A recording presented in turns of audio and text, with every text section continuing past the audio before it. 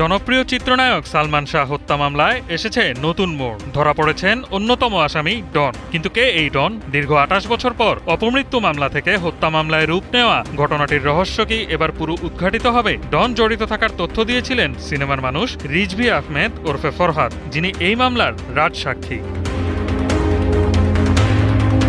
রিজভীর জবানবন্দির তথ্য সিনেমার গল্পকেও যেন হার মানায়। সালমান শাহের স্ত্রী সামিরার সাথে গোপন সম্পর্কে জড়ান তারই ঘনিষ্ঠ বন্ধু ডন। অন্যদিকে চিত্রপ্রযোজক আজিজ মোহাম্মদ ভাইয়ের সাথে সম্পর্ক ছিল সামিরার মায়ের। আজিজ মোহাম্মদ ভাই ও সামিরার মা যৌথভাবে সালমানকে হত্যার জন্য ডন ও ফারুককে ১২ লাখ টাকায় চুক্তিবদ্ধ করেন। ১৯৯৬ সালের ৫ সেপ্টেম্বর রাতে ডন ও তার সহযোগীরা এফডিসি থেকে ইস্কাটনে সালমানের বাসার উদ্দেশ্যে রওনা হন। পূর্ব পরিচিত হওয়ায় ডন, ডেভিড ও ফারুক খুব সহজেই ভবনের ভেতর প্রবেশ করেন। একই ভবনের ভিন্ন ফ্লোরে আগে থেকেই অবস্থান করা আজিজ মোহাম্মদ ভাইও তাদের সাথে যোগ দেন। ১১ তলায় পৌঁছে তারা দেখেন দরজা খোলাই ছিল। ভেতরে ঢুকলে দেখা যায় সালমান বেডরুমে নিশ্চিন্তে ঘুমোচ্ছেন। Lily whip chia mystic glowing body wash, secret to ultimate glow.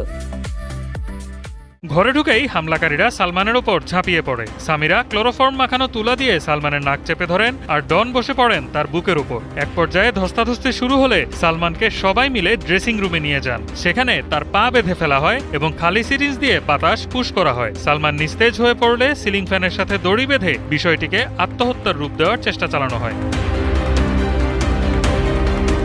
রিজভীর ধরা পড়ার কাহিনীও কম চমকপ্রদ নয়। হত্যা মামলাটি উঠিয়ে নিতে সালমানের মা বাবাকে চাপ দেওয়ার লক্ষ্যে ডন ও তার সঙ্গীরা সালমানের ভাই বিল্টুকে অপহরণের পরিকল্পনা করেন। এই ষড়যন্ত্রে যুক্ত হয়ে রিজভী সালমানের বাসায় ছদ্মবেশে গিয়ে ধরা পড়ে যান। তারই মাধ্যমে পরে ষড়যন্ত্রের জট খুলতে শুরু করে। বেরিয়ে আসে হত্যাকাণ্ডে ডনের জড়িত থাকার তথ্য।